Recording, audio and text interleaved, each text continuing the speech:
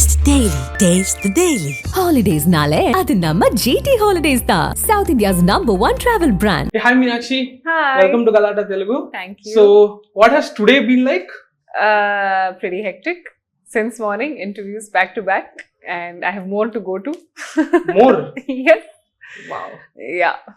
Okay. I mean, great. More work is always good. Absolutely. No complaints. And you have had like 6 releases. I mean, like total. 6 Total, releases. yeah. In 2 12 more months. lined up next month. Yeah. So, what do you think of this concept called work-life balance? I think balance has to be as long as you're enjoying. When every day you work and it doesn't feel like work, I think you're living, and that's what I am in right now, and I'm truly enjoying it. Just 6 hours of sleep, if I get, I'm happy. So I'm just waiting for that 6 hour of sleep to still happen. It's not happened so far, but I'm very happy. 6 hours of sleep plus lots of work. That's a great space. Oh to no, be in. definitely. Yeah. And I was sitting here and listening to your previous interviews, and you Yeah. stated that your family doesn't really watch Yeah. we films. don't, Yeah. So while growing up, were films a part of your childhood? Would you watch films? They were, but they were more or less like how every Sunday would be. We would dress up properly, full like chapta look, get ready, wear the best clothes, and go to cinema. It's an event. Yes, it Yeah. was an event. So it wasn't something that every day would happen. So for me, it has mostly been about that. And we'd be very excited going to the cinema. I know exactly what I'm going to eat. I know exactly what I'm going to... So, all of that excitement, I chinnappudu nunchi, I remember all of those. Kani ippudu, I'm working in films. How crazy is that? Manifestation. Yeah, I think knowingly, unknowingly, I wanted this for myself. Do you have any fond movie memories from childhood? I think because my dad moved around a lot because of his job, I remember watching in an open theater in Pathankot, and that was the first time I saw, and I remember I had samosa in my hand and I'm just eating. It was some scary movie, I don't remember which one, a Hindi movie, and my samosa went pat out of that, and I'm thinking because that was the only samosa I had that night. So that's one memory I have. But yeah, as a kid, it's Yeah. And you obviously are an army kid, and Yes. you had to move a lot, right? Yeah. And that is something that I relate to. Like, I studied in 11 schools, and you your dad was in the army too? not army, Okay. but private sector, but he used to keep Moving along, a lot. yeah. So I want to know, what is moving around during childhood like? I know that. I want to hear from a fellow. అంటే I think నా feeling ఏంటంటే it's a very lonely thing. ఎందుకంటే by the time you make friends you're moving to a new place. Exactly. So, Yeah. I'm like, oh no, now I have to make friends again. And since I was a very shy kid, I know our time low, it was so difficult for me to make friends. And you know how kids are. They have their own group, a new person, nobody cares. So a little difficult as a kid. So I think I've grown up being more or less by myself only. But I think I kept getting better as in when I think once you are a teenager, you start looking a certain way. People start giving you attention, and then I think it becomes really easy to make friends. But as a kid, it was a horrible time, to be very honest. I know, dude, but like, what was your solace like? What would you find comfort in? Like, Reading. Reading. Yeah. Okay. What was it with you? Movies. Movies. Yeah, Okay. yeah, movies. Like, I keep telling my friends, film has been my only companion. Film I companion. agree. Yeah. I correct. Reading. Correct. So the Yeah. books have always been your Always. companions. I was always buried in books. I always just wanted to find an excuse to not talk to anybody and just be in my book. And I think that's one of the reasons why I ended up studying. A lot. Yeah. You are still managing to read? I do. Whenever I find the time, I love reading. I find it very therapeutic. What are you reading now? So right now, I'm reading this thing on Upanishads. It's like a Okay. concise book, and very interesting take on how they've done. A little difficult to understand, but still very interesting. It's about the Upanishads that we have in Right. our writings that they've done. But it's a very basic version right now. Like, if you had to suggest a non-reader, Uh-huh. a quick 3 books, Mhm. what would you suggest? So what kind of genre are you into? Non-fiction. Non-fiction. So I would suggest non-fiction. Yeah. Okay. No. Go. Okay, go with so your no, preference, great, yeah. great. If you're into that, there's one words of Rajnikant. I think there's one book, I'm forgetting the writer, but Naman Ramakrishnan. I don't remember the writer. Okay, I've read it okay. some time back, but that's one book that you should definitely read. Okay. And there's one called Green Lights. Green Lights. Okay. It's Matthew McConaughey's book that he wrote about his life, and I think that's a beautiful non-fiction that you must read. And I think there's one more which I recently read, and what's the name of that? I'll get back to you. Okay, But I'll tell sure. you. I'll give you the list. Okay, suggest me a fiction book in Fiction. space of, yeah. So I love reading various kinds. Mhm. It can be like fantasy, it can be romance, but I am a huge fan of Murakami, and I've read like most of his books. So any of his books you read will be nice. Superb. And now coming to movies, Yeah. You said that Venkat Prabhu hadn't narrated Goat to you Mm-hmm. before you started Yeah. shooting. Now I want to know, like, I'm assuming Venki Atluri obviously narrated Yeah. the whole yeah, film yeah. to you. How does that change your approach to how you approach the character? Hmm. You knowing what the character is about as opposed to not knowing what the character is about. How would that differentiate your process? No, so when I got into that film, I knew the character. I just didn't Mhm. know the story as such. He Okay. told me my parts only because they wanted to keep it very, under the wraps. Hmm. Probably because of how things go viral Leaks. all Yeah. the time, and like they just leak, and then you're like, the story is already out Yeah. there. And since it's one of his last films, so they wanted to be more cautious of all of that. But they gave me an idea. So on the first day of the set, they told me an entire story of what Okay. happened. I'm like, oh, okay, this happens, So when I got into the film set, I knew what I was doing. I knew the story. But before that, they did not. And it was interesting because for me, I'm a director's actor, like I said, and I'm like, sir, do you think I'll be able to pull it off? I just want to know what the character is like, and I just want to know my part in the film. And if I'm okay with that, I'm good to go. And that's what happened with that. And I think certain times it's happened when I've narrated something and something else has happened. So Okay. even that is no guarantee that what they narrate to you will translate on screen, kada? Yeah. So I'm like, then I've stopped thinking too much about it. If I like something, if it's either the team I like or if it's the script I like, I'll go ahead with it. Hmm. And I don't think too much about it. Okay. Because a lot of times that has also happened. Next, tell me about this. I was watching Goat at a 4 a.m. show in Hyderabad. Yeah. And the Oh. biggest shock for me came when he kills you. Yeah.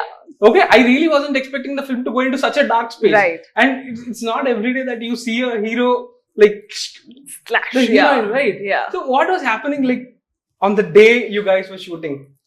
Very chill. We were laughing, joking around when that was happening. But I think it's the Venkat Prabhu's sir's vision in terms of how he looked at the Ilaya Talapati and the two characters Yeah. that you have, and they had to be completely drastic opposite, which is why it had to be insane.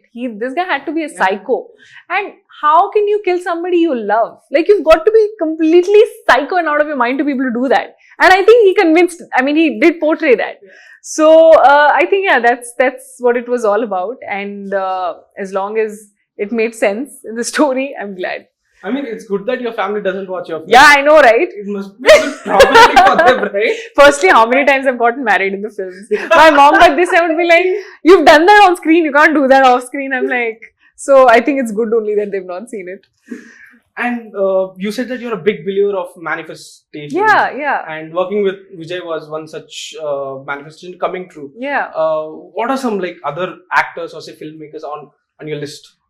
Funnily, you'll not believe this, but I manifested working with Dulquer Salmaan also. Lovely. And I have a story behind this. So this one time I was in Chennai and I'd gone for I was shooting for some film, I think. And I was with my friend in Leami. There's one cafe there. Oh, in Chennai? In Chennai. Okay. And I was sitting there, and then suddenly there's like some crowd coming in, and it's Dulquer Salmaan sir with his wife, kids, and family, friends, everybody. And they go straight up. We were sitting downstairs. And everybody started following, oh, it's DQ. And my friend was like, should we also go and click a picture? And you know what I said? I'll be working with him soon. Oh, wow. And when did this happen?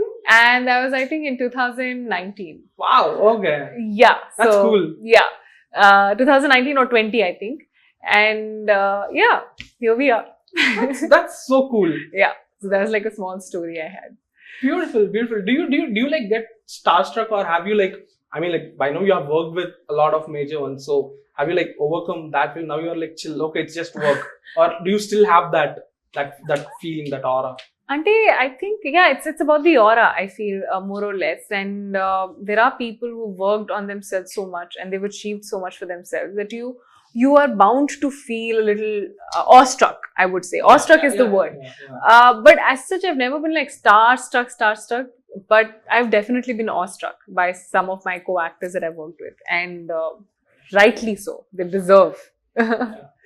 So tell us about Lucky Bhaskar. What's something that you learned from Sumati or the film? So much. She has so much of patience, man. Like, I'm not even kidding. I would like knock the head out of my husband, like, get out, all that nonsense that you're doing.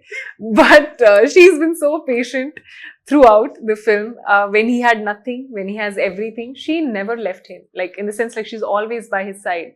And that is something that I don't know anybody apart from my own family, like my mom, our mothers, you can think of, right? Most patient. Exactly. Right? Look at us, man. Like, we've been brought up by, you know, women who are like that. And I think that is what she stands for. She stands for resilience. She stands for compassion. She stands for sacrifice. She stands for everything that her family is and putting their needs first before her own, which every mother is. And I think she is a typical example of what a mother is like and a wife.